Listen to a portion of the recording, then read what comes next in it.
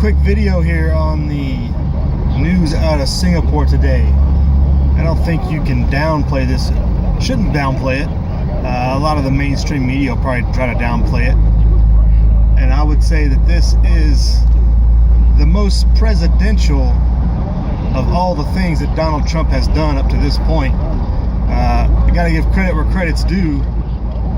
This is very significant, and to have North Korea meet like that and come to an agreement of at least a handshake agreement is significant. Now, we've gotten paper agreements and stuff out of them before and nothing ever changed, but things are significantly different with who's in charge and who's doing things behind the scenes and whatnot.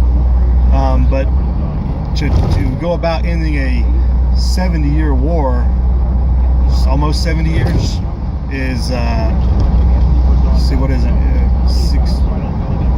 68 years is significant. You can't downplay that.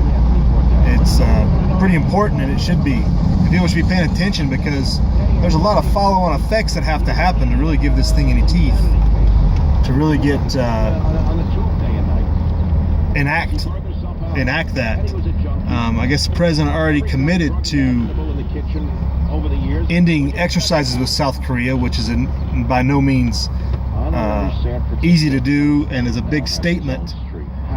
South Korea is already concerned about it, I guess, and whatnot. Of course, that's hindering their security as they see it. And it's not nothing to do with North Korea for South Korea. I don't think South Korea is more concerned about China and what it means and the perception from the Chinese perspective. A lot of this can be about ego.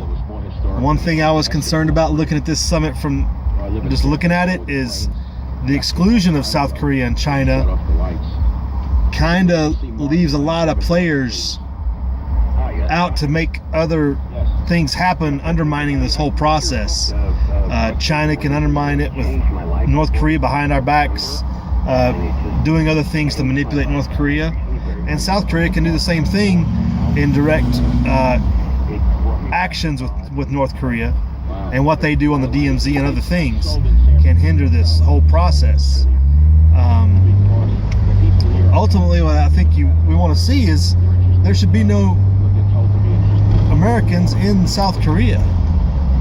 You know, if we want to see this is really progress, if there's any progress out of this, it would be that there aren't any Americans stationed in South Korea. If you want to go with my theories as they've always been, North Korea is just a puppet of China. So if that's true, then this thing's not going to go anywhere to begin with. But if it has some feet and legs to it, you know, things progress, you know, and there's actually some movement of tearing down the DMZ, removing troops and stuff like that. We're talking, 5 years down the road from now, we'll see the results, the fruit of that labor. But in the meantime, you really got to watch out for the people that want to undermine this. Iran has already contacted North Korea and said they're at risk of losing trade deals and stuff like that. But when you look at which side of the scale is bigger, a trade deal with Iran worth this much, or with the West that's worth exponentially more dollar term wise, not only in just the commercial stuff that we all think about, but in the food and the things that North Korea actually needs: food, oil, gas, machine parts, things that actually get an economy going. The West can provide that far quicker than Iran. So the carrot's out there.